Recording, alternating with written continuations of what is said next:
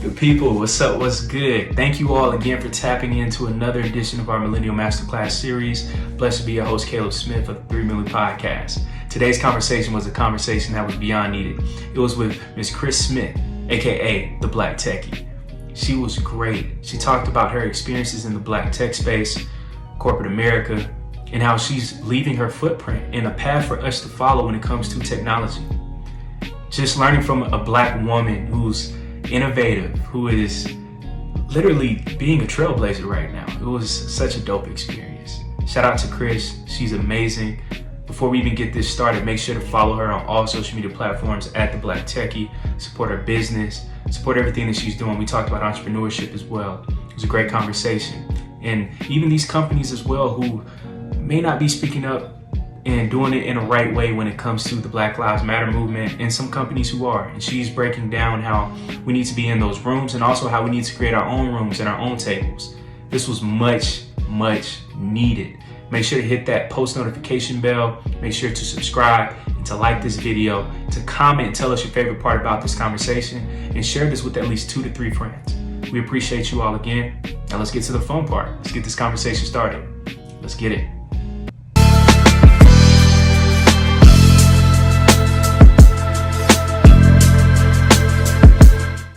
Hey, I'm good. How are you? I'm good. I appreciate you coming on this evening. I appreciate it. Most definitely. I appreciate the opportunity. So thank you for that. Let's start there. Anytime. Starting off from seeing your page, it was so dope, seeing you talk about technology and seeing a Black woman in the tech space. So how did you even get involved when it comes to tech?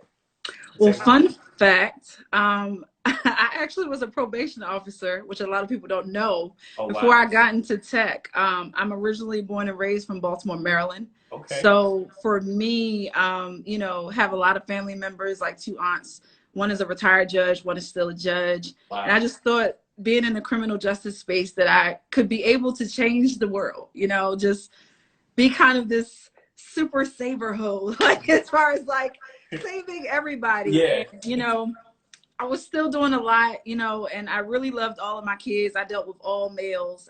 And I always told them, Miss Smith is just as true as you are. So please know I will lock you up. No questions asked. Right. I love it. But I've always been passionate about technology since childhood. My mom, who's a retired teacher, one summer she brought home this Apple computer. And I'm an 80s baby. Like, I was born in 82. So this is like the brown box, like the old school, yeah. The floppy, when you had the floppy disk. And for me, I was very, very intrigued about it. And it did something to me. And just from that moment, like, I was enamored and obsessed. And fast forward years later, when I decided that, the psychology space wasn't really for me because it was just draining, I was like, tech was always there for me. So I was like, what can I do now? And in 2010, I took the leap and I started and decided to apply for Apple. And that was like trying to get into Harvard on the retail side. That's the cream of the crop. They put you through a lot of interviews. And finally, I got the position. And I was with them for a few years, and that really started my tech journey, like, officially in 2010. So that's actually, like, a true story. Like, I had quit my state job. Wow. I had told my mom and friends at the time, I was like, I'm over this. Like, I'm over it. So let me just go ahead, take some time, really sit. And I remember having a conversation with both of my parents separately. And I was like, I just want to do something like I want to do. And so my mom was like, go figure it out. My dad was more so like, well, do something in tech. You're good with that stuff. So, and that's really how it kind of got really started, for real. That's how my journey really started in tech. I love that. Your story actually hits home for me because my dad, he was a probation officer for like 20 years. So it actually hits home. But yeah, it was a lot of work for him. So I get it. Absolutely. I get it. So backtracking back to 2010, when you took that leap of faith, what advice do you have for other Black women who want to get involved in tech and they just might be afraid? Honestly, I would say there is no better time like the present. I know that sounds very, very non-cliche like, but when you look at not only the pandemic, when you look at the Black Lives Matter movement currently, the tech space, if you can see, is still functioning. There are still plenty of opportunities to learn how to code. If that is your route in tech, and I have to explain that because everybody just thinks that technology is, you know, at the end of the day, just the end all be all, and you got to be a programmer or engineer. There's so many facets in tech. You can be in sales, you can be in business development, you can be in marketing, you can be in policy and law. Like there's so many areas, but there is no better time like the present to really take and capture this moment. So if you are, and you know, I'm 38, I'll be, you know, 40 in 2 years. So for me, it's just like, you know, if you're in that millennium stage, and even to the zillennials that are watching this, if you feel like that this is your pivot to purpose moment, go with that opportunity. Look at people that you can connect with, like myself and like a Kimberly Bryant, who I am enamored. She's the founder and CEO of Black Girls Code. And look at Angela Benton. Like Angela is doing amazing things in the analytics space. And there's so many other women. There's a Jewel Burke-Solomon who works for Amazon. Jewel is amazing too. Like there's so many people. Well, thank you, girl. Come on to this melanin. Shout out to I know. Hey, still young, still young. I am 38. Still young. Still yeah, young. Exactly. But look at Black women like that. And even I wouldn't even say for the women, like look at their journeys. Look at how they started. And like some of us didn't start honestly out in tech, like myself. Some did. And that is no disrespect or shade to anybody's journey.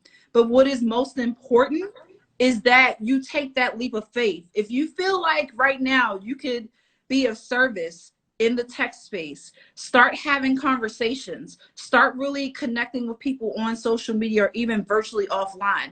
Like if you're on Twitter, like you can follow a hashtag. There's a huge group, Black Tech Twitter. The great founder of it is Paris Athena. She's an amazing woman. And you know, she's been very, very instrumental about more Black people getting into tech. Follow the hashtag, you know, Black Tech Twitter. Start looking at the events and the organizations you're becoming a part of. Like, are you connecting with the right folks that are wanting to pivot too? There's so many opportunities, but it's all about taking that leap of faith and really having that heart-centered moment with yourself. Like, is what I'm doing, you know, for popularity, or is what I want to do a pivoting to a purpose moment? And I think when we have more conversations with ourselves like that, that we can really get to where we need to get to. And if that is the lane and you're a Black woman that's looking to get into tech, I am always available. Like my DMs are open as long as y'all slide appropriately. my number is like, you know, in my bio. Like I am really like telling people at any point in time, I am open to having conversations, because it's always been a huge mission and vision and purpose of my platform to make sure that I can help a lot more Blacks get in tech, but especially Black women, because I am one, you know? So that would be my sincere advice for Black women who want to get into tech. I love that. And see, what you do right now is so innovative and so cool, because I think that most of us don't realize how many dope Black women are involved in the tech space. And like my girlfriend, for instance, she's gone above and beyond in tech, and she just found I'm a passion in that just like a few months ago, and like video editing, all that. And she never knew about it because in school, like, especially when it comes to Black women, they aren't encouraged to get involved with computers, editing, cameras, technology. So just seeing what you're doing is a major inspiration. So how can we just cultivate a better community of showing like, hey, like people like you and so many others aren't alone? Like how can we do, you know, a better job of, I would say, with our upcoming generation of, you know, encouraging them to get involved in tech? So here's what would be my challenge to the leaders, because it starts with us. I think that we need to be open to being a resource and being a valley and being a branch, a tree branch to this tree of life for other Black women and Black men that are trying to get into tech. I can honestly say, you know, one of my older brothers on my mom's side, he's an engineer. I have cousins that are engineers, you know, computer, environmental. So I've seen that side. Now, did I have a direct mentor related to that? No. Did I have access to a village that could help with that? Yes. So I think accessibility is real important. And I feel like as leaders right now is very, very important that we are mindful of the conversations that we're having. We're mindful of the content that we're sharing, and we're mindful of the resources and being that tree branch for others. And the reason that I say that is because it starts with us. There are some people who might not have had somebody to open the door for them. And maybe that might be myself. And, I know it's Kim's, Kimberly Bryan from Black Girls Code. I know that's her mission. I know it's Angela Benton's mission. Like, there's a whole lot of women in tech. Jules Burke-Sullivan, I know it's Jules' mission as well. So I know there's a whole lot of opportunity for that. But if we're not having those conversations as leaders, because people are looking to us, it starts with us. So if we could be the door and the bridge to these opportunities for the next generation, because it's important to do so, that is the way. We have to walk the walk and we have to talk the talk. And, I think that just looking at people before me, I wish that there would have been a lot more Black women in tech that I knew. There were a lot more engineers, but they were in different, niches in engineering and not really what I was looking to do. But I think if there were a lot more opportunities, I'm not going to say I probably would have been as far as I am now, but I think I would have had a lot more headway and I really would have had a lot more understanding. And that's okay, because I don't take the journey that I have for granted and the way that I came into this space. But I'm challenging, all of the Black women in tech, the Black men in tech that I know. I'm challenging us to be leaders right now and to really speak and to figure out ways collectively, individually, that we could be those tree branches for people that are coming up behind us, because they're watching us right now. You got kids in college watching us right now. You have, people watching us internationally. You have companies watching us. And it's important to make sure, like we said, at the end of the day, to really focus on the opportunities that we have and how we can really, do great things for the generation coming behind us. But it really innately starts with us. Like, we have to be visible as leaders. We have to speak. We have to share educational resources. We have to provide training. Like, it really starts with us at the end of the day. That's powerful.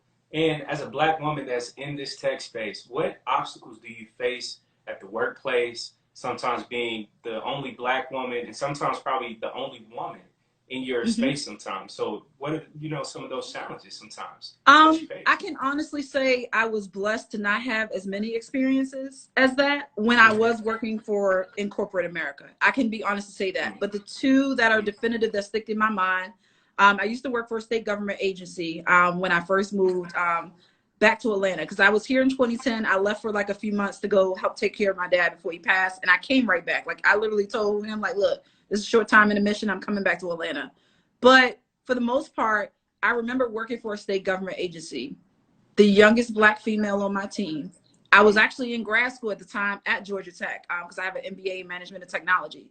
I remember being excited about learning about new ways for budgeting and new ways to create a better tech budget based on project. I was excited about this moment because it was like an educational epiphany for me, just looking at the information that was being provided. I remember distinctively talking to a Black superior of mine, and she's not that much older than me. And she told me very blatantly that they're probably not going to want to listen to anything that you have to say. And I was like, okay, let me just try anyway. Just being a millennial, let me try. So I remember going into a meeting. It was all the bigwigs there, commissioner and, assistant commissioner, deputy, all that stuff, all the supervisors. And like, I remember trying to raise my hand and make a suggestion. And I remember my supervisors kind of like tapped me and was like, shh, no. And I was like, but like, they need to see these projections. Like, I'm like, this actually could help them with cost saving. Like, I'm going into this dissertation. And she was just like, just no. So went back and had a meeting with my boss directly. And I was like, why wouldn't she let me talk? She was like, well, she's kind of afraid of her positioning because, she's the only Black supervisor. And if somebody on her team speaks out, it might not be a good look for her. I was like, okay, duly noted. So that was my first opportunity. The second came from a private educational institution here in Atlanta. And I remember feeling like it was a few Black people on the team. But I remember like my boss directly, white Caucasian, male, he was a little bit older than me. It was always an issue when I asked the question. And when I ask questions, it's usually because I feel like you're not clear enough and I have clarity about what you're corresponding and communicating with me. So I remember we're in a meeting, CTO, like everybody is there. and I asked a question. So then he was like, well, I'll get back to you that, after the meeting, we can discuss that. So I'm thinking everything's cool. So after the meeting, we get to the meeting, and he was just like, yeah, I just want to let you know, like, please don't ever embarrass me like that again. I was like, what are you talking about? Like, I asked you a question. And I knew from that moment, and then I had a conversation with a Black male colleague of mine at lunch that same day. He was like, don't trust him. He was like, he always tries to put people in situations, and he tries to make himself look good in front of the CTO. So if you try to ask questions, don't do it. I was like, so why are y'all still here? And why would you actually, want to deal with somebody like this? Like, this company, this school recruited me. Like, I was at the state. I got recruited because of my, my resume and my background, and just from networking. Like, I got recruited to come there. Like, I didn't apply, and like y'all were checking for me. So having that being said, how is it that I can't speak and I can't ask a question if I'm not clear on something? So I knew that day from my Black colleague, who I'm still cool with to this day. And we laugh about stuff now, because it's just like, it was crazy to experience it back then, but I'm grateful it happened, because it told me how to handle people, especially being a Black woman in tech and being young. But in those instances, I still spoke, because at the end of the day, I don't feel like I'm gonna allow anybody to take away my voice. And that's number one. Number two, I'm going to ask a question if I'm not clear on something. And obviously you weren't making this stuff clear in the first place. That's why I asked the damn question. And number three, it told me in that moment how being powerful and giving off an aura energy that I am one, and that I'm an educated Black woman in tech, that is fearful to some people, because you don't know how to approach it, or you don't know what my response is going to be. And I remember with this Black colleague of mine, he always used to be like, yeah, you different. They gonna always try to target you because you different. I was like, why? He's like, because you intelligent and you not backing down. I was like, well, I'm not supposed to. And the other Black, female colleagues were always very timid, didn't ask questions. And I was like, yeah, I don't roll like that at all. Like, I wish I would be timid. Both of my parents would be like, what the hell is this? Like, what are you doing? Like, so those two experiences were very defining for me. Like I said, it taught me a lot about the tech space. And it also told me a lot about being a Black woman in tech. So I learned a lot from those moments.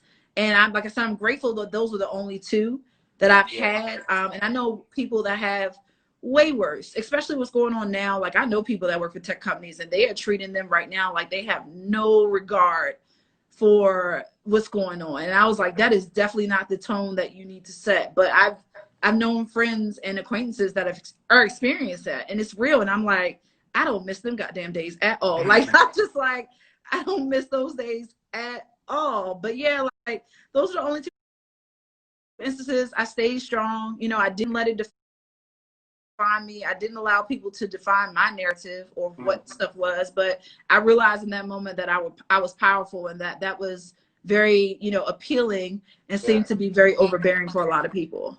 Wow, I feel that. And speaking on tech companies and Fortune 500 companies that's not speaking up during this time, how do you feel about that? When sometimes we make these things go, and now they aren't even there for us. How do you feel about that?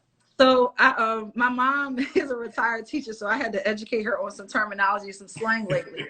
So she said, one of my cousins had told her, Kris is asking for a lot. I said, yeah, I told her right now, I want all the smoke. I'm here for all of it. And this is the reason why, in all transparency. For me, being a Black woman in tech, and especially being a technologist, which is a person who is very well versed in different areas of technology, I talk about systems and tools all the time. And these companies that I've been calling out are companies that I have used, I have told clients to use, and I've also shared that with my community. It is so unethical, in my personal professional opinion, to keep representing and keep sharing about these companies and what they can do if they don't honor the hell that I'm a Black person, yet alone a Black woman. So to me, I'm very not pleased with a lot of companies. I've been very vocal about that. Like I said, I want all the smoke.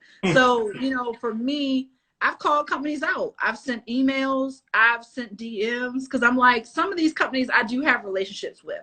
So like ConvertKit, Nathan Barry, the CEO, when they first dropped their little tidbit, I was like, yeah, dog, this not it. Like, this ain't gonna work. We got to do better. And that started conversation with him, and also his COO Barrett. And I was just like, yeah, we need to fix that. And same with Podia. You know, with Lynn Markinson, you know, I told him straight out in the meeting, I was like, yeah, so this wasn't a good look. Like, we need to work on some stuff. And I got a chance to talk to Becca, the CEO and co-founder of Dosado, and her head of community HR biz. And I told them the same thing. Like, I am very unauthentic about a few things when I meet with a brand. I'm Black.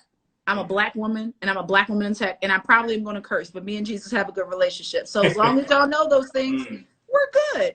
Yeah. But I always try to make sure that information is conveyed and that is very clear from the jump, because if there's any issue with my Blackness and with my being unapologetically Black, we can't do business. It's that simple. I'm not going to sit up here. You're not going to woo me. You're not going to pursue me. You're not going to do none of those things, because I'm not going to listen to what the hell you have to say. But for me right now, there are still a lot of companies that I feel like now it's no longer about me calling you out. Now it's about your unwillingness to really understand your Black creators, your Black customers, and your Black audience.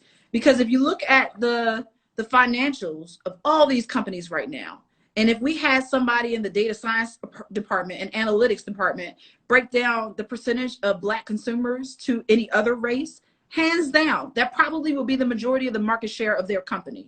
And so when you break it down like that, if we took an authentic stand and said, you know what? You don't support our Black lives, we're not going to support your goddamn business. We're going to take our shit, we're going to move it to another one. And that's what that's going to be. If we can start really looking at the economical power of that structure and really start depleting not only these companies, but saying, hey, Blacks in tech, Black engineers, Black software developers, go build this. We want a Black-owned one. Can y'all go do it? Like a great acquaintance of mine, Rohan, what is it? Giles? Yes, Giles or Gikes. I forgot how to pronounce his last name. Rohan, I'm sorry, because I know you're going to see this.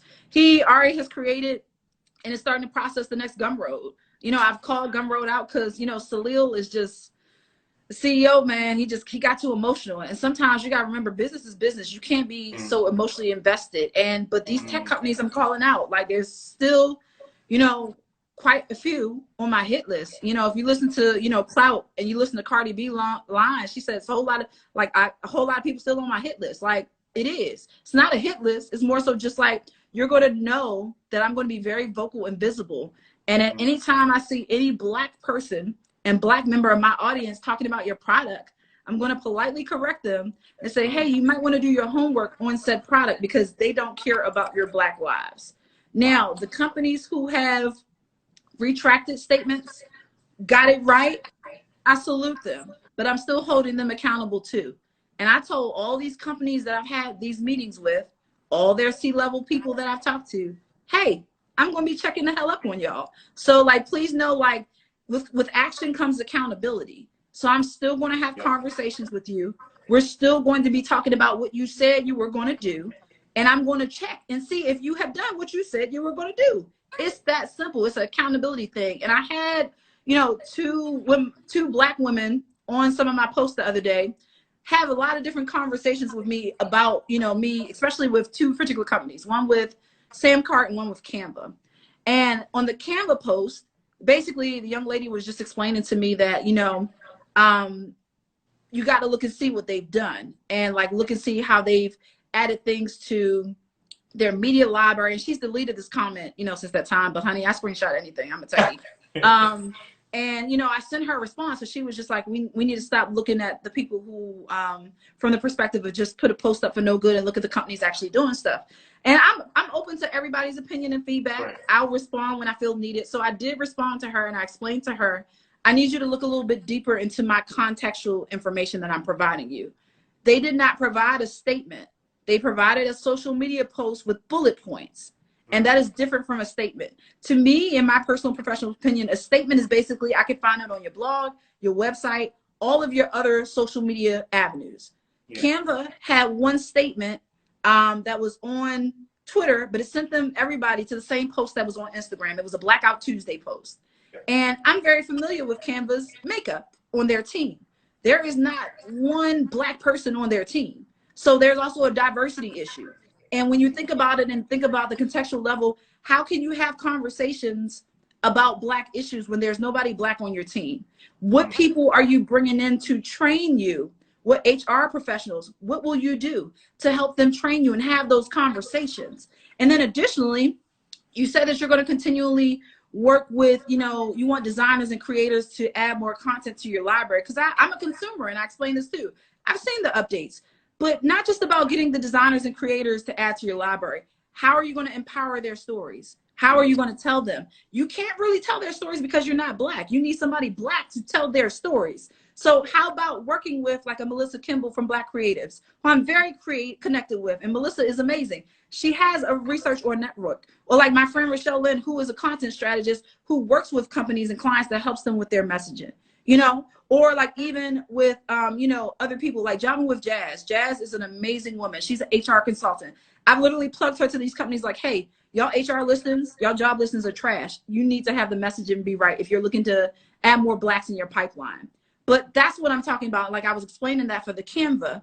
And then with the Sam card, I was like, it was a PR stunt. It basically was more so, hey, let's put something out. Basically, we need that. And I got a meeting with them tomorrow. And shout out to the six-figure chick, CC, for the assist. Because, you know, what people don't understand and tech companies need to be, I need to say this very loud and clear. Most of your creators are friends or acquaintances. They know each other. They have conversations about your platforms. They have conversations about if they're going to do stuff. So we need to really focus on a collective and really looking at the buying power and really looking and understanding about the messaging power. Because like all the companies, I've told all of them individually, messaging right now is super important. It is huge. That's right. But if you're not addressing the issue at hand, how can we trust you with our income, and how can we trust you with our business? You know, at the end of the day, we're utilizing your tools for our business. So I've been very unapologetic about calling people out. I've been very unapologetic about, you know, updating people. And I also had somebody else, and, you know, I'm not using this as a shady moment, but I just need to address this person that said this comment to her friend in my post. You know, I appreciate everybody that is utilizing their platforms to signify, you know, tech companies.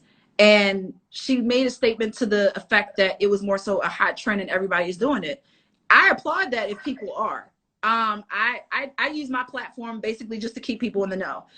You know, I make sure that I can help to contribute to other people's platforms if they are soliciting information. You know, a great woman by the name of Sherelle Dorsey from TPI Insights. There's a story link. It might still be in my Instagram stories. If not, I'll add it later.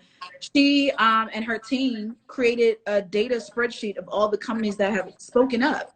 I have shared that because she created it. So that is another way to utilize my platform to keep people in the know.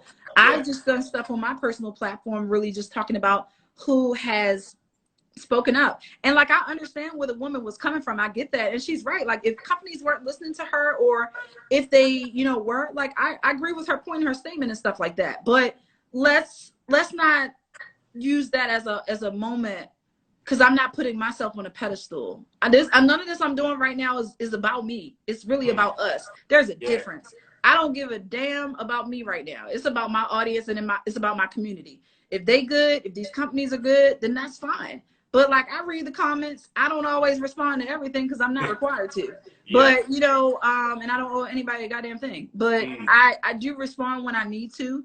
But I you know, I definitely wanted to like share that with the young woman. Like, if she, you know, which I plan to reach out to her today, which was on my agenda, say like, hey, what companies are not listening to you? Like, let me help. Or what can I do to make sure that they don't overlook you again? Like, that's where I am. I'm not taking this as a me moment, but I think that we need to come a little collective and just not make it about us. Because I'm damn sure not making it about me right now. Like, I could really care less. Like, Rochelle, my friend, will tell you, and she put it on her Instagram story, I was very humble about any of these meetings that I was having last week. I didn't say anything to anybody. I just had them.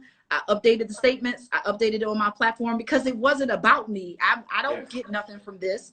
The only thing I did was just make sure that my community is aware, and I want to make sure the Black community is aware as well. But, you know, overall, I'm not satisfied still with a lot of tech companies. But I'm taking their silence as a response, and I'm letting my audience and my community know that you got to pivot accordingly. There are a lot of companies that have not spoken out, that have a huge Black creator and Black consumer space. And, you know, you have to make the personal decision to determine what's going to be best for you and your business. If you want to move your tools, move them. I salute you if you do that. If you don't, that's your opinion too. And like, I'm not knocking that. I'm not going to be one of those people that's going to judge you like that. I'm going to be basically just giving you the information and you do what you choose with it. For me, I'm moving all my shit off of a lot of platforms over the next few days, but I can't tell you what to do. I can just give you the information, but we still have a long ways to go, because it's not just about responding to Black Lives Matter. It's about also diversity on your team. It's about educating your team. It's about these funds and these causes that you're donating to, like, where to check, cut it. Like, you know, most of the tech, like SaaS owners and the tech companies, all of them are cool or friends. So I know y'all have conversations with one another about this stuff.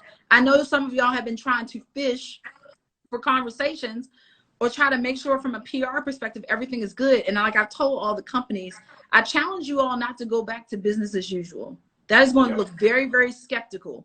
And I'm paying attention. And I told them, I was like, I have no problem. Please be clear, calling none of y'all asses out again. I don't. But I think that there is a long way to go with these tech companies. And, you know, the work has just begun. And I know that sounds crazy, because there's a lot of people like, yes, this company has spoke. That's great. There's still a ton that have not. I am usually an optimistic person, but I do feel like at the same time, from a realistic perspective, if people have not already spoken, their silence is spoken for them. So we still have a lot of work to do. That's facts. That's powerful. Kiana Thomas had a great point, and that's actually my next question. We need alternatives. And speaking, you know, on that same point, I think since the beginning of time, where we know that we as a people, we've always been genius when it comes to creating things, being innovative, everything. And I feel like sometimes that gets exploited, because we as creatives work for these big companies and they get all of our creative juices and we don't own anything. So then when stuff like this happens, and we're asking for these alternatives for our own platforms, and sometimes there's nowhere to be found. So do you feel like, as a person and a Black woman in tech, that we're doing a good enough job for creating our own thing? I think we're on the way to doing so. And I'm going to be very honest about that. Okay. Technologies, some are not as easy as as they see them. If you are not a technologist, or if you're not a programmer, or if you're not a developer, some of the technologies are not as easy as you think. There are a lot of layers and complexities to it. Some, on the other hand, are very seamless. I think that going forward now, the Black in tech, Black engineers, Black developers, there is a hunger right now to create something culturally for the community and to create our own. I feel like in the next, from a technology forecasting perspective, in the next like 6 to 9 months, there will definitely be some solutions to some of these problems with some of these companies. But what I need to make very, very clear,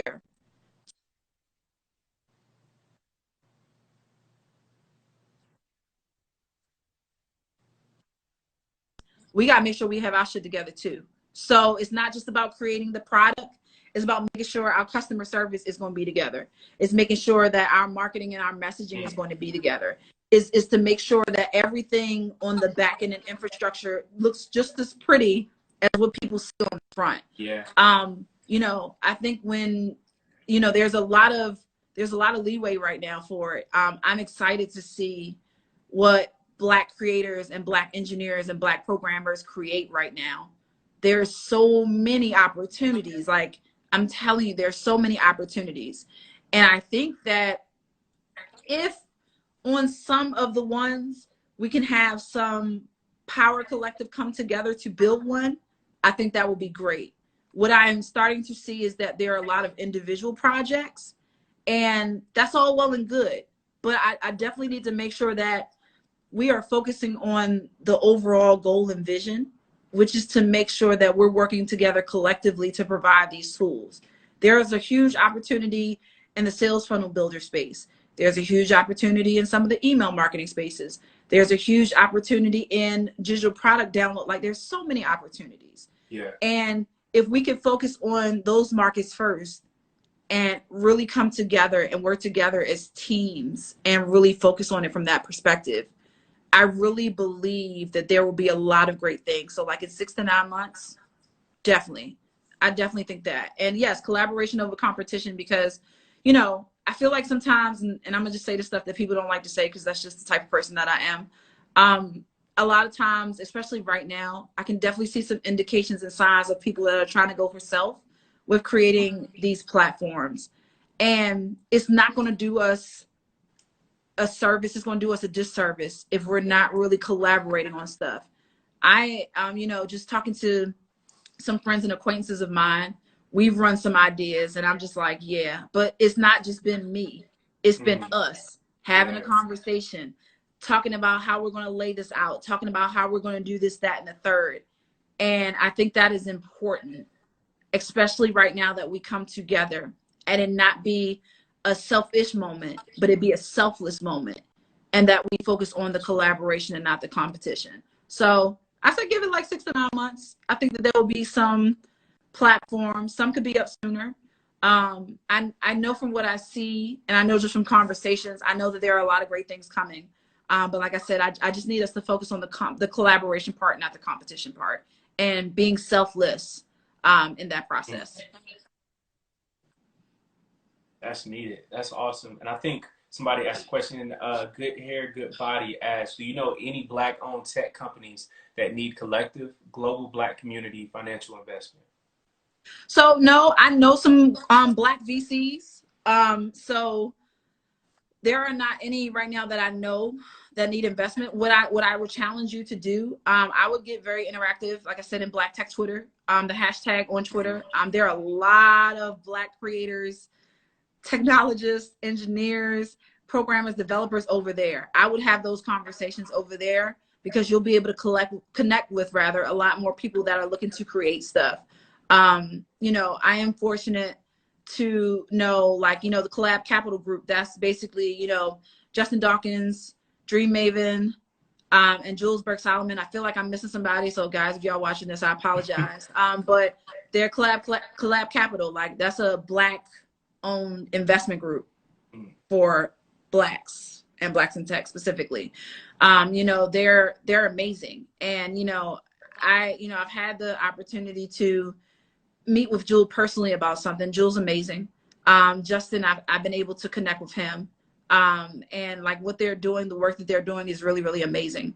I think that there is going to be a sincere increase in Black VCs going forward too. I can see that coming, that are going to be investing into Blacks in tech. I see that coming just because there's going to be an opportunity for a lot of new software as a service platforms and products.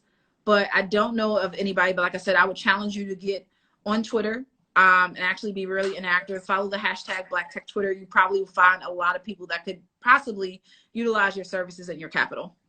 Got you. That's awesome. And something on your page that I loved as well was talking about staying in touch with your clientele, your audience, followers. You spoke about Superphone, building that email list, the texting list. So how important is it to build that type of infrastructure where you can always be in touch? How important is that? Yeah, it's real important right now. As soon as things happen with George Floyd and Breonna Taylor, I was very authentic to my audience. To my email list, I sent them out just saying, hey, give yourself grace. Allow yourself to feel what you want to feel right now. You don't have to have a response if you don't want to, and that's not how you operate. But give yourself grace to be okay with how you're feeling right now. And then I also sent a follow-up communication, just basically letting them know hey, if you have a problem with me talking about being Black, then the unsubscribed Baptist Church, Mount Holly on the Rock, is open and you are free to leave. I'm totally unapologetic. That means that you don't need to be on my list, on my mobile list. I literally had quite a few people that says, please unsubscribe. Please stop sending me messages. I had that. And I was like, okay. That means you weren't supposed to be here anyway.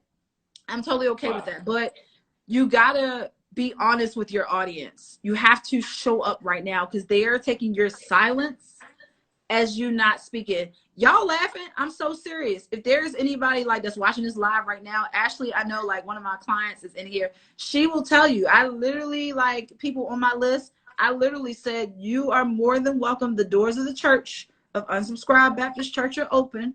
You are free to leave. And you got to really empower your audience. But I think that they're looking to you as leaders, as experts, as, you know, think about it, like your fans, your audience, they, and I'm not going to use the word idolize, but like they stand for you.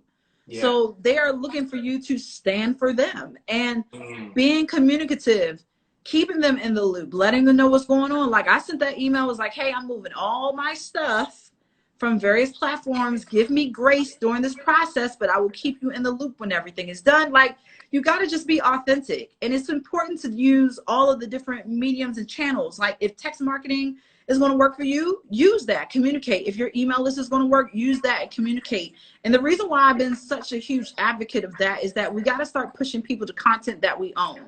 We don't own social media.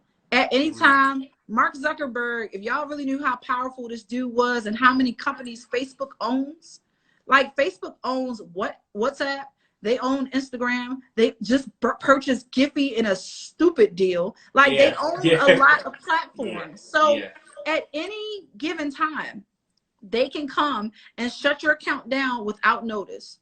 They can say it's a terms of service issue. That's why I always tell my audience, read everything in the fine print. But at the end of the day, they can just come and shut your stuff down. You know, same with Twitter, Jack CEO, they can shut your stuff down too. So I like to push people to content to my own, that I own, because I can control that narrative. I can control that relationship with my audience. And, you know, for me, text marketing just seems to be working a lot better. You know, mobile is just on the rise. And, you know, what Ryan Leslie and the team have as Superphone is amazing. And, you know, I just think it's a better way to navigate and, you know, just way for me to reach my audience. And like I said, everything is not going to work for everybody. Maybe for you, your email list might be banging, and that might be what it is, but still communicate. You still own all of those email addresses. You still own all of your contacts. You're just utilizing the platform to supply the contacts and the content virtually to your contacts. So you still own all that stuff, but push people to content that you own. I think all of that is important. And it's just, it blows my mind how much people are dependent on social media. I always tell people, and this is just something that Ryan, you know, said in the interview when he was talking about Superphone, he was like, leverage social media, don't rely on it. And I totally agree. That's powerful. I think someone asked a pretty good question. Yeah, that's a great question. On a local level, should we provide recommendations on collaborating to ensure we capture this Black energy? Yes, I would highly recommend so. So like prime example, I'm in the Atlanta area, as I've stated before. I'm a member of the Gathering Spot. I have not been going out just because on a back thing for me, I lost two family members to COVID, like in a 2-week span. So I am taking the social distancing part very, very seriously. But there are ways to connect on a local level. I would recommend checking meetup.com. I would recommend, you know, looking at your local chambers of commerces, because most of them are doing virtual stuff. Excuse me. I would look at, you know, Facebook groups, because there are a lot of Facebook groups on a local level that might be local to where you are that have organizations like that. I also too, and I know this is going to sound the most vulnerable about what I'm about to say, but put yourself out there too. If you know Hutch 210, and what's your real name? Because I don't like to call people by their username, and I would rather just personally. So if you can tell me your real name so I can respond to this properly, reach out and let people know on social media that you have an interest in collaborating on a project. If nobody knows that you have an interest to connect and collaborate, how can you expect to connect and collaborate? That's like I tell clients all the time, Herman, nice to meet you. I tell people all the time, like especially my clients, I'm like, you sitting up here complaining to me about your email list, but have you told folks you got one? Like, you know, you can't be upset with the metrics that you're getting at that. So Herman, like I would look at your local city, you know, where you're located, look at the Chamber of Commerce, look at, you know, Black Chamber of Commerce, if that's a different thing. If you have credentials, like I would look at the Black MBA Association. I would also look at, you know, organizations and foundations that are focused on helping, you know, Black business owners or Black entrepreneurs come together collectively.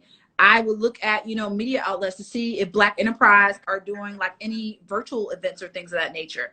I would also look, if you're in a fraternity or sorority, look at regional opportunities for your fraternity or your sorority. If you are in a fraternal order or in, you know, a Mason or your Order of the Eastern Star, I would look at those organizations as well. I would also look at culture ones too, like if you are Jamaican, if you are Bahamian, see what your consulate is doing and stuff too, because right now everybody is trying to focus connectively on their tribes and their audience. But on a local level, I would definitely just like also put yourself out there. Say, hey, I'm interested in connecting with somebody to help me create, fill in the blank. Who will be interested in meeting up, getting on, you know, a video call or starting in a Slack group. Those are the ways that you can put yourself out there, to be very, very transparent. And that would be a great way to recommend. If you could let me know, Herman, like where you're located, I might be able to provide you with a little bit more specifics for resources, just because I have a lot of people spread out. But that would probably be my response to that question. That's awesome. And Kris, as well, when it comes to entrepreneurship, being in the tech space as well, how do people monetize their skill sets, or how should we monetize our skill sets? And also, how do we build up that client list as well? I think that's huge. So he said he's in Dallas, so definitely check the Dallas Chamber of Commerce, because I just saw your response. There, the Black Dallas, that's huge. Dallas is a huge space for collaboration. I feel like I have somebody in Dallas. If you can message me, I'll look in my contacts, but I feel like I have somebody in Dallas. Networking in real time. Yeah. I'm just like, I'm sitting up here thinking like I'm going through my head. You know, can you re-ask your question too? Because like he got me sidetracked because I was really trying to sit up here and think about the Dallas thing. And I was trying to answer your question in mid-thought, but I was like, oh no, I see that. Yeah. Restate your question for me. No problem. Yeah, so again, when it comes to entrepreneurship and also being involved in that tech space, how do we monetize our skill sets, and as well, how do you build up that client list as well? Okay, so for how do you monetize, I honestly recommend working with somebody, and I am a big proponent of coaches. I am a big proponent of, you know, group scenarios, because I feel like if you can't learn it on your own, it's very important to invest in yourself to somebody that has always learned it and has already been successful at it. So for me, I can announce this today because I've been talking about this a little bit low key. I am getting ready to start taking on Black and tech service providers as coaching clients, as far as like group coaching.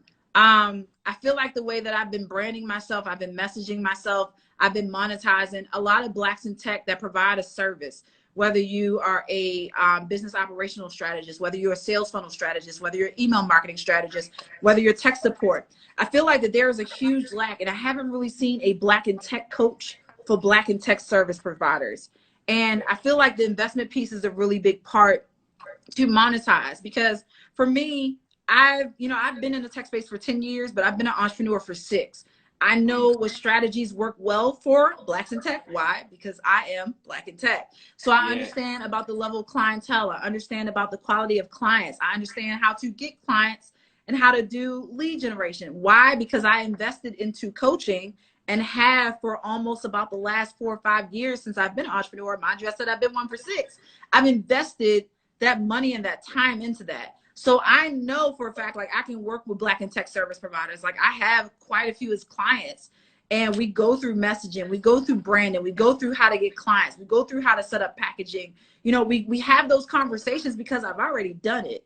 And I think just now there seems to be a heightened ability when it comes to Blacks in tech, especially service providers, branding themselves appropriately. Because I'll be honest to say that first year of business, I was very behind the scenes. I wasn't really sharing stuff. And what happened? My business was not as successful. It's not until I came out in the limelight, I started putting myself out there. I started sharing my story. I started talking about content. I started changing my messaging. I started making sure I had the right packaging, make sure I had everything to leverage the opportunities that were in front of me. But that came from an investment. You know, and I know a lot of people be like, oh, well, I can do it myself. That's great. Let me know how that works out for you. But at the end of the day, it's important to invest with yourself. I still now, you know, I still have a coach. I still, you know, spend money towards personal development and professional development, because I got to keep refining my skills. I can't be lackadaisical in things that I'm doing. And technology changes every second. So I got to stay in the loop. I gotta find out. So like, I'm always reading, I'm always studying. And the reason why, to be very transparent, I built a lot of relationships with this company, and I'm telling y'all this straight facts. This is no fluff. I want to know what the hell that they were doing and how they were updating this shit so fast. And then I wanted to know how I could share that information with my audience to keep them in the loop. Why do you think, you know, and I say this for people who know me, why do you think I always know stuff quick? Because I built relationships with these tech companies. And I'm like, yeah, I definitely want to know what y'all going on. Let me get a certification in your stuff. Let me be one of your evangelists so that you'll build a relationship with me. And one case study of that I can say is Jason Fried of Basecamp. Jason, and he's a co-founder, and DHH, shout out to y'all. They're not on Instagram, but Jason and I have built a great relationship over about a 3-year span. I was very intentional about it because I have used Basecamp from the jump.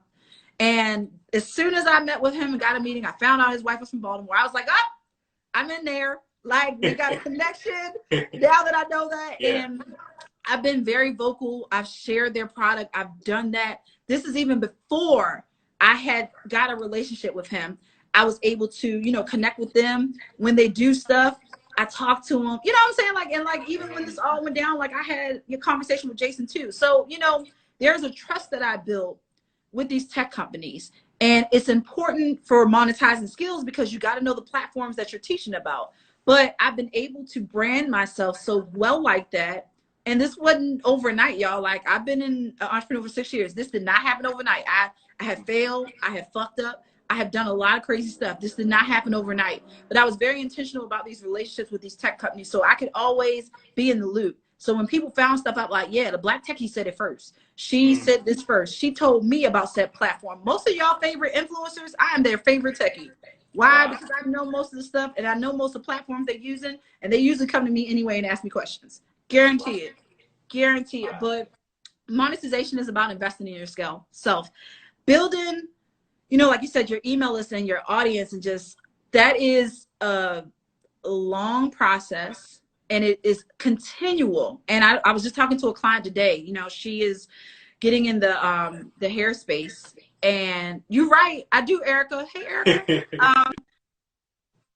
End of the day, you know, was telling her, you know, she's like, well, I was talking to my coach and blah, blah, and things of that nature. And like, I was trying to figure out blah, blah. I was like, so let's pause all this because you technically are still in pre-launch phase.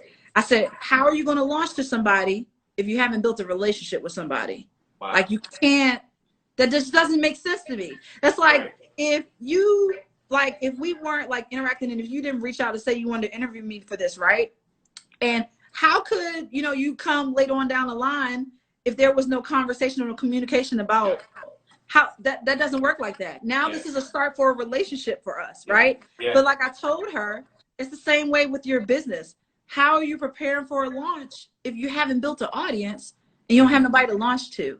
Exactly. So now that aha moment went off for her today, and she was like, it makes sense. So build your audience from the start, even when you don't have a product, even when you are still formulating your tech service or your tech product, or hell, regardless of what industry you're in, build your audience. Tell people you have an email list. Tell people you have a text list. What do you talk about? Well, you talk about what you know. So I can talk about right now, like if I didn't have a product, here's how I've been calling the hell out of all these tech companies. Here's why I've been doing it. I can give the story. I can share the behind the scenes of the information that I've shared with these tech companies, because I've told them all. I said, I'm going to tell people the same thing on social media I'm telling y'all right now. Like the same stuff I said to Sam Cart, we having that same conversation in the meeting. Like I am the same on and offline. That does not change. So what could I talk about? I can talk about me sharing that process. How did it feel? What backlash have I had? Have I had anybody try to hack me? And, you know, like, I mean, there's a lot, because, you know, with, you know, great acceptance and stuff comes great responsibility. So I can talk about that right now, and I can build an audience that says, okay, she's our tech resource. She's kind of like our tech ESPN. She's going to give us updates. She's going to provide us tools. She's going to let us know what's good. And that's what it's going to be. But even if I didn't have a product, I would still build and engage my audience like that. So regardless, if you feel like right now watching this, whether you're watching it live or on the replay, if you feel like you don't have nothing to talk about, you do. You can talk about how you feel like what's going on, even if you don't have a product or service. You can talk about your product and service and how it is going to be a resource for the Black community or for your audience even during this time. You always have a story to share. It's just a matter of figuring out your angle. For me right now, like, it seems like I'm a fucking hot commodity because I'm calling out tech companies. And that's cool. But then when I start sharing my story about myself and then the back end about like how I got here, then it's like, well, wow, didn't know all that. I'm like, well, you didn't, because you just saw the first few posts I had. We hadn't really talked about my story. We hadn't really shared that information. So I can still build an audience on that alone. And I challenge you all right now that are watching this, build your audience, control your audience. That is an audience that can be a diehard evangelist tribe for you. They're going to call you out when you're wrong. They're going to hold you accountable because you said you're going to hold them accountable. And they're going to also expect you to keep shit 100 too. So at the end of the day, building an engaged audience, it starts from, even if you don't have a product or a service, or even if you do, but take the time to build that relationship. Take the time to have those conversations. Take the time to focus on that. That is a foundational piece in business. You cannot sell to somebody that does not know you. They need to know you. Once they know you, they like you. Once they like you, they trust you. Once they trust you, they open up their wallet. It is really that simple. But that is really important about how to monetize, you know what I'm saying, your business, and then also how to build an engaged audience. Like, those are foundational pieces for real. Wow. Kris, you dropped so many facts. This was such an amazing conversation. I learned so much from you. My very last question, where do you see yourself in the next 5 years? What's next for you? Whew. All right. So I'm 38, right? So 5, I'll be 43. I will still be running business. I probably will have had 2 major SaaS companies, because I got an idea now that I got to get out. So I can see myself being a solution to the Black community's problem from a tech perspective. I see 2 opportunities for me. I see me being able to leave a legacy for my nieces and nephews and little cousins, because I don't have any kids. I could see myself traveling, sharing about the power of tech for good, and just how the people can use and message and amplify their voice using tech. I see that happening. I see probably a book or 2. But most importantly, I see me giving back to the generation coming behind me. I can definitely see me being mentored by like a Kimberly Bryant. And I keep telling her that like she's my mentor in my head, but I'm gonna make that happen. Yes, But I also see, you know, in the back end, the generation behind me. Like, my mom is a teacher, and I have told her for years, I was like, I never want to teach. I don't never want to be in a classroom. But now I find myself looking at collegiate professor positions and looking at how I could be a college professor, because I'm looking at that next generation and how I can impact them. I went to Hampton for undergrad, so I've been staring at their job boards. Fun fact, I'm not moving. Like, I'm doing all this remotely because I like living in Atlanta. But I've caught myself looking at collegiate professor opportunities. If the opportunity matched up, I could definitely see me teaching. But yeah, that's kind of what I look like the tech companies, me empowering people, me still using my voice. And also my last thing I would see myself on a board of a tech company. That is a big goal for me. I'm giving myself 7 years to do it. I think I could honestly do it in 5. There are going to be a lot of opportunities for Black women in the next 5 years. And with, you know, Serena's husband, with Alex from Reddit, him stepping down to give a Black person a seat. Like, I see other white allies in powerful positions. I can see that happening in a 5 to 10 year span. I know right now I'm not ready to be on a seat, but what I will do is I will start preparing myself to get ready.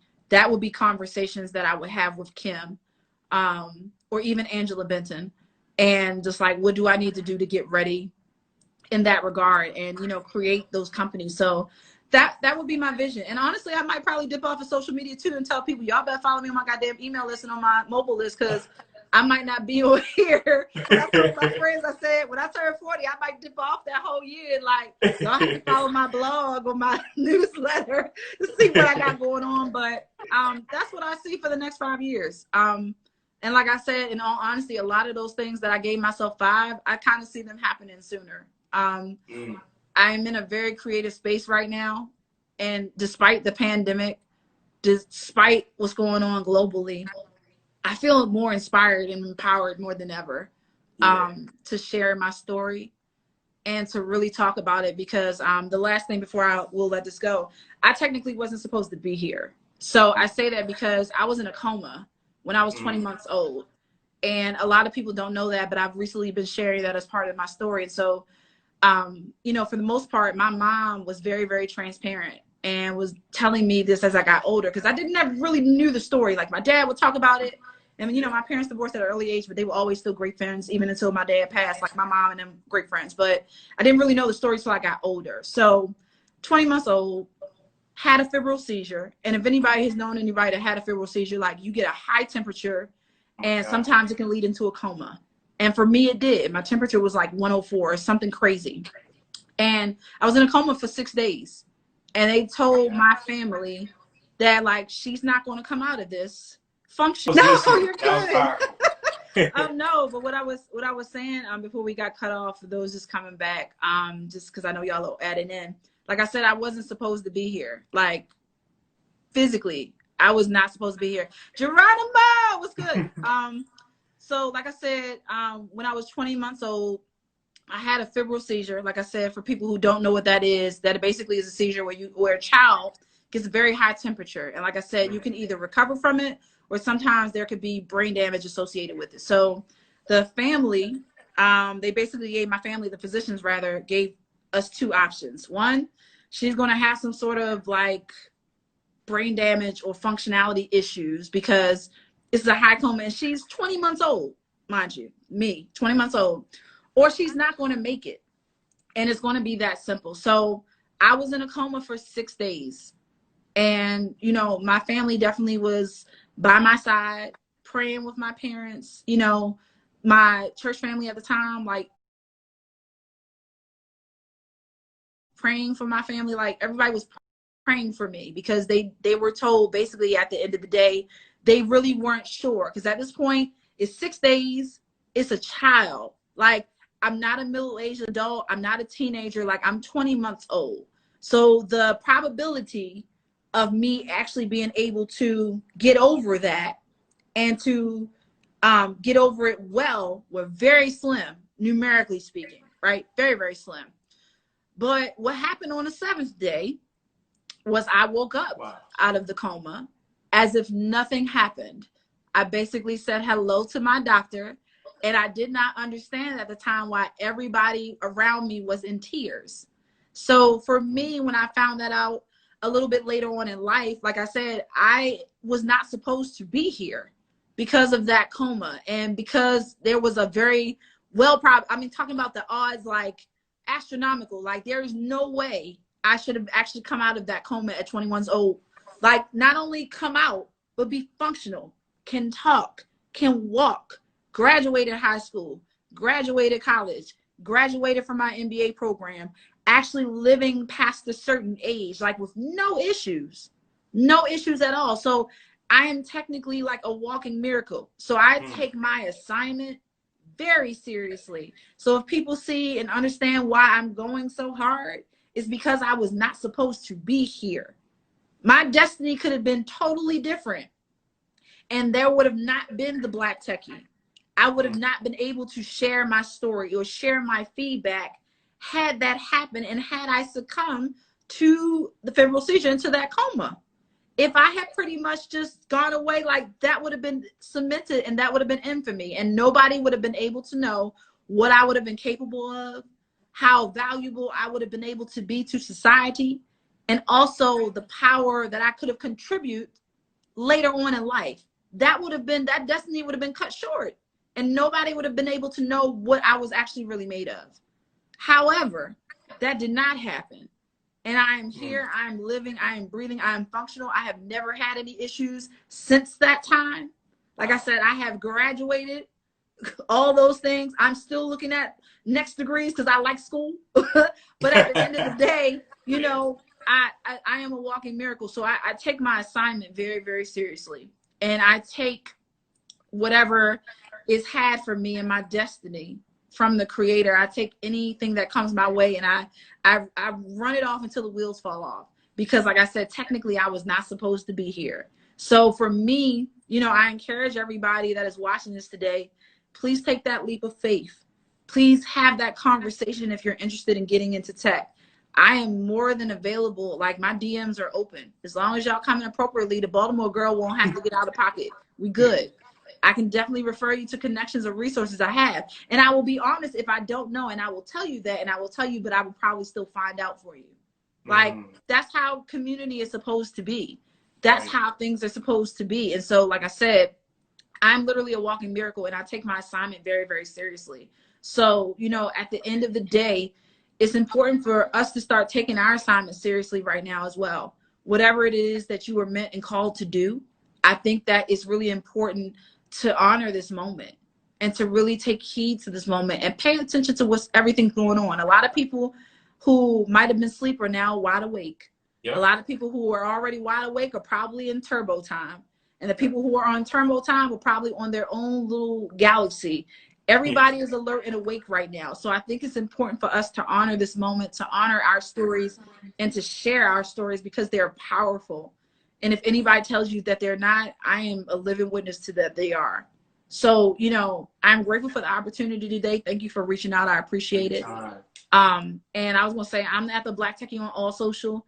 More than likely, sometimes I'm rarely on here. If y'all text the number in my bio, y'all can get on my mobile club. Because, yeah, sometimes I don't be with the social media and stuff, and I be over it. Oh, I feel you. I feel you. And seriously, you dropped so many gems. This is like one of my favorite conversations. I love this. This will be posted on YouTube either probably sometime next week or by the end of this week. So I'll make sure that it's up and posted. Thank you so much again, and keep doing what you're doing because it's needed. Thank you. You're welcome. I appreciate that. So thanks for the opportunity, and I'll make sure that I share this as well on my channels as well, like my YouTube and on my IGTV. Awesome. But thank you guys for hanging out with us on a Thursday, because I know it's almost the end of the week. But I appreciate all the love and support that I've been receiving.